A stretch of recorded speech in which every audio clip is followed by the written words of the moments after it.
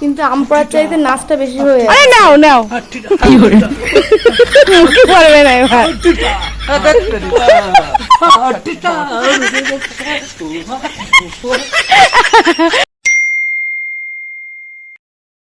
হ্যাঁ রে বন্ধুরা, তোমরা সবাই কেমন আছো? আশা করি ভালো আছো। আমি এই 3 দিন ঠিক করে ভিডিও ছাড়তে পারিনি, কারণ আমি বাড়িতেই ছিলাম না। আমি গিয়েছিলাম মামির বাপের বাড়িতে। তো দেখো, মামির সঙ্গে অনেক রিলস তো বানিয়েছি, মজা করেছি, কিন্তু ভিডিও ছাড়তে পারিনি। মামি আর আমি কিন্তু সেই লেভেলের বন্ধু। আর এদিকে আমার ছেলের সঙ্গে মামার ছেলেরও ভীষণ বন্ধুত্ব দেখো। তো বিকেলে আমরা গেছিলাম পার্কে। এদিকে আমরা মজা করছিলাম দুই মাতে মিলে, আর এদিকে দুই ছেলেতে মিলে ভীষণ মজা করছিল। কিন্তু বেশি আনন্দ সহ্য হলো না, বাড়িতে চলে আসতে হলো আমাকে। আমার বর আনতে গেছিলো, যেহেতু আমার খুবই শরীর খারাপ ছিল, খুবই এত মাথা ঘোরাচ্ছিল যে আমি সাহস পাচ্ছিলাম না থাকার জন্য। তো দেখো, আমি চলে আসছি বাড়িতে, আর মামিরা এখনও আছে। আসলে শরীরটা খারাপ হলে না কোথাও থাকতে ইচ্ছে করে না, মনে হয় যেখানে আছি না এখনও বাড়িতে চলে যাই, আর তার জন্যই বাড়িতে চলে এলাম। এখন আকাশেও কিন্তু প্রচণ্ড মেঘ করেছে।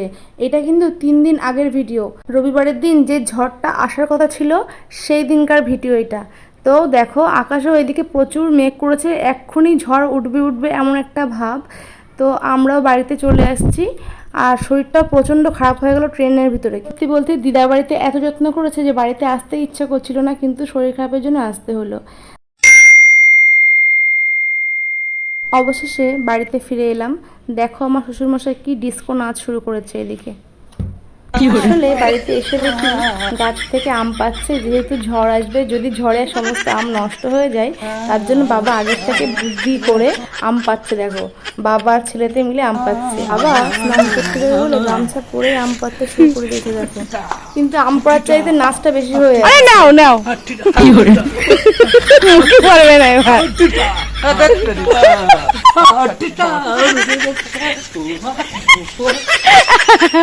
আমাদের কাছে কিন্তু প্রচুর আম হয়েছে, দেখো কি সুন্দর আম হয়ে রয়েছে।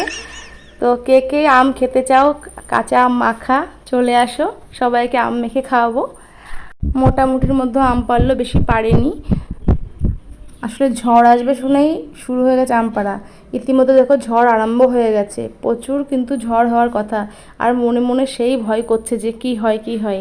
আমার ঝড়ের ভীষণ ভয়, ঝড় আর বিদ্যুৎ চমকানিতে আমার ভীষণ ভয়।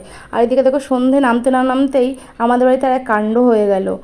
একটা সাপ উঠে এসেছিলো, আর আমরা সবাই ভয়ে খুব একদম গটমটো হয়েছিলাম। অবশেষে অনেক কষ্ট সৃষ্টে সাপটাকে বার করা হয়েছিল। সেখানে পেঁচিয়েছিল সাপটা, বেশি বড় না, ছোট সাপ যেগুলো ঘরে থাকে সেই সাপগুলো। অনেক মাটির বাড়িতে এই সাপগুলো দেখা যায়। তো দেখো, বাবা ভয়ে একদম চেয়ারের উপর উঠে দাঁড়িয়ে আছে। সবচাইতে ভয়ের মানুষ আমাদের বাড়ি এইটা, প্রচুর ভয়, একটা ব্যাঙ দেখেও ভয় পায়। তো বাবাকে নিয়ে প্রচুর মজা করলাম। দেখো, এখনও চলে গেছে, এখনও উঁকি মেরে দেখছে আছে কি না, তাহলে নিচে নামবে। তো আজকে ভিডিওটা বাড়াবো না, এখানে শেষ করলাম। তোমরা সবাই ভালো থেকো, সুস্থ থেকো।